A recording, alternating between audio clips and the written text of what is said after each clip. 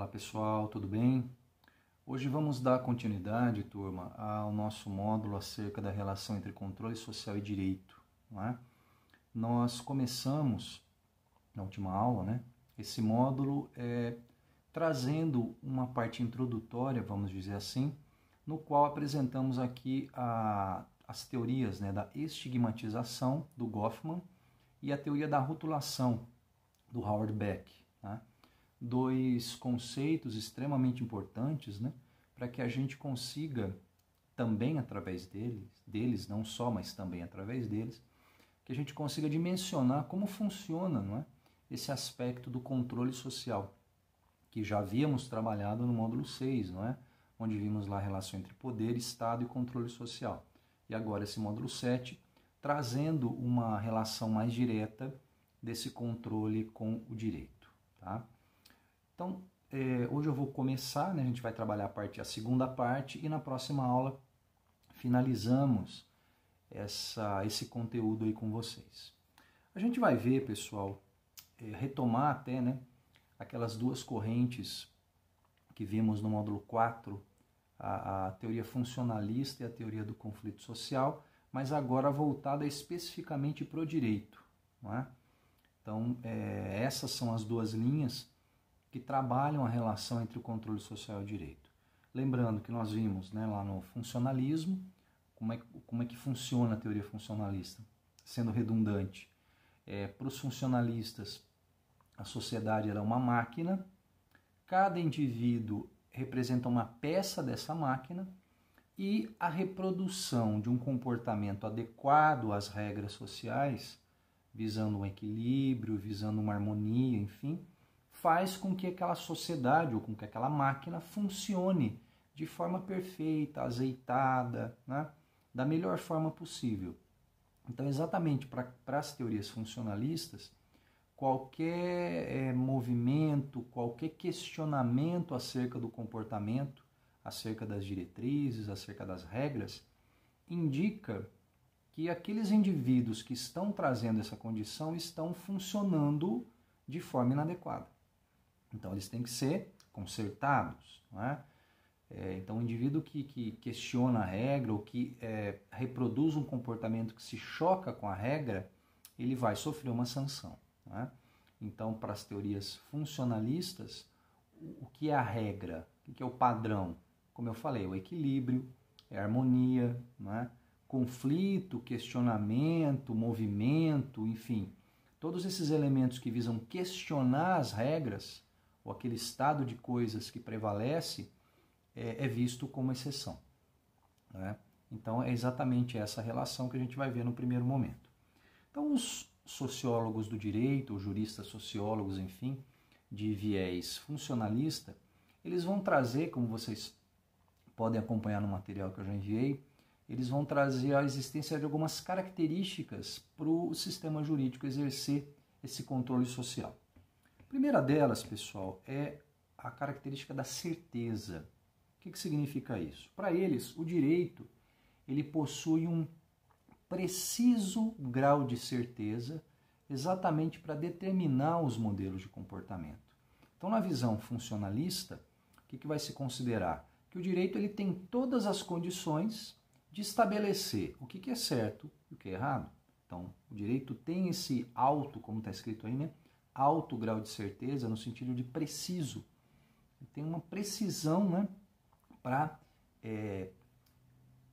criar, enfim, e fixar os modelos comportamentais que estejam de acordo, ou que estejam mais de acordo, que estejam de acordo, enfim, para que a tal máquina funcione. Então, essa característica da certeza é um elemento que os teóricos funcionalistas eles vão trazer. Uma outra característica, pessoal, é a da exigibilidade, né? Que eles falam que se exige o direito, ou pode-se exigir o direito, exatamente por quê? Porque existe uma estrutura, existem setores que vão cuidar, que vão velar pelo respeito ao direito. Então, por exemplo, órgãos de poder, os regimes sancionatórios, instituições no sentido amplo, né? Nós já discutimos esse conceito, um pouco de instituições no módulo passado. Então, para os teóricos de formação funcionalista, qualquer um, a qualquer momento, pode exigir o direito, porque existe um aparato que respeita esse direito, que cuida para que esse direito seja, então, reproduzido, seja adequado, enfim, seja, então, respeitado. Tá? Terceira característica que eles trazem, generalidade. Tá?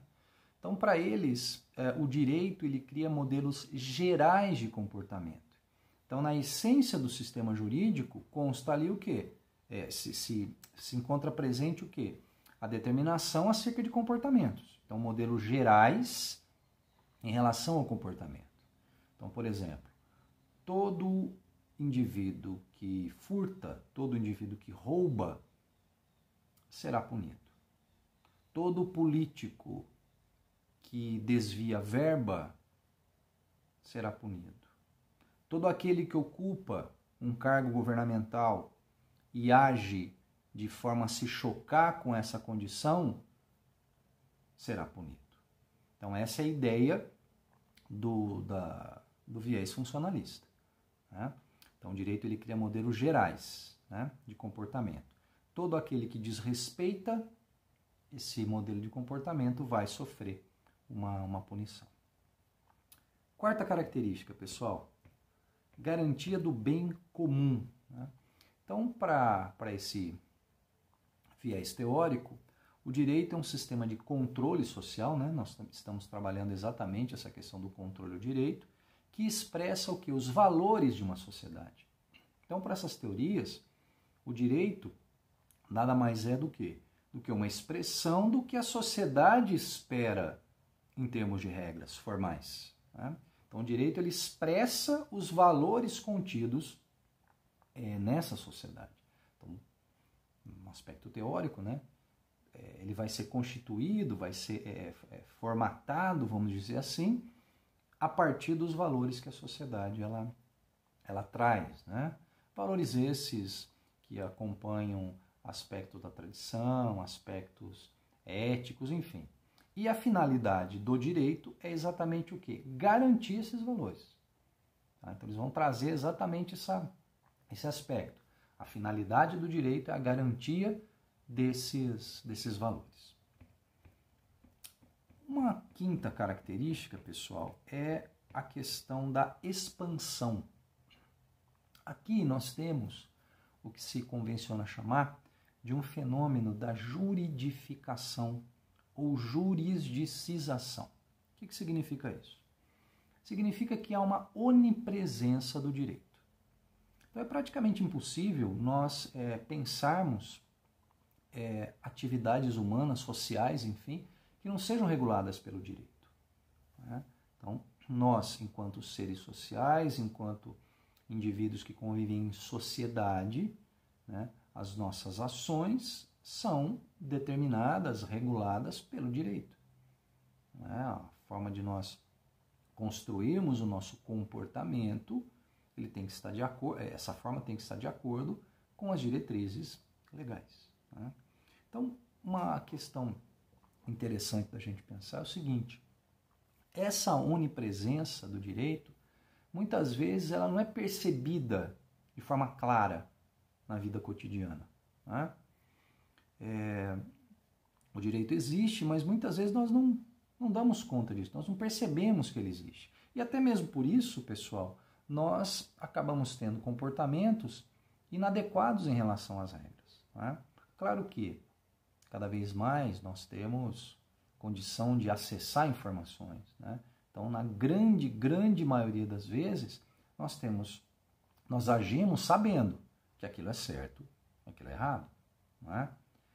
Até uma questão que eu passei para vocês na avaliação, que dizia respeito a um indivíduo que tinha raspado a casca de uma árvore para coletar um elemento para fazer um chá para a esposa que tinha doença de Chagas, enfim.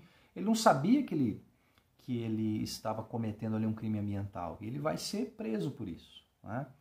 Por exemplo, aqui um outro exemplo, na época da ditadura, né, se criavam regras, se criavam leis que ninguém sabia que existia. Então, o indivíduo ele reproduzia um comportamento que se chocava com as regras, Só que ele não sabia que isso estava acontecendo, né? Mas, como eu falei, cada vez mais nós temos essa noção. Então, essa onipresença, ela é demonstrada também através do quê?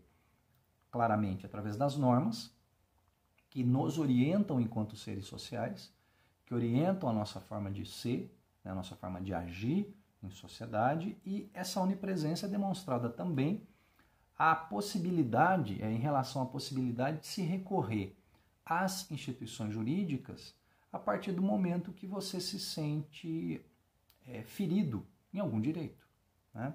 Então, essa onipresença, no viés aí funcionalista, também ocorre dessa forma. A possibilidade de se recorrer às instituições jurídicas num caso de embate, num caso de conflito, no caso de um prejuízo de qual tipo seja, tá? E a última característica aqui, pessoal, que é a característica da uniformidade, né, que os teóricos eles vão aqui trazer. Então, o direito moderno funciona como um instrumento de controle social baseado em regras uniformes, submetendo todos os membros da sociedade às mesmas regras. Então, essa condição também é interessante porque eles partem da teoria de que todos são tratados da mesma forma pelo direito, né? Sabemos que isso não acontece, tanto que vamos ver na próxima aula o viés da teoria conflitiva, né, da questão do direito, a teoria do conflito social na relação do direito com o controle social, né? Então, para os funcionalistas, isso se efetiva, né? Todos se submetem às mesmas regras da mesma forma. Todos aqueles que cometem um ato que represente um comportamento que se choque com as regras, todos os indivíduos serão punidos, né? Então, eles acreditam, eles consideram que isso realmente se efetiva, né? Sabemos que isso não é verdade, não precisamos sair longe do nosso país, da nossa sociedade, né, do nosso cotidiano para ter claramente a consideração, né, para perceber de forma clara que isso não se efetiva, é muito longe disso, tá bem? Pessoal, então hoje nós vamos ficando por aqui.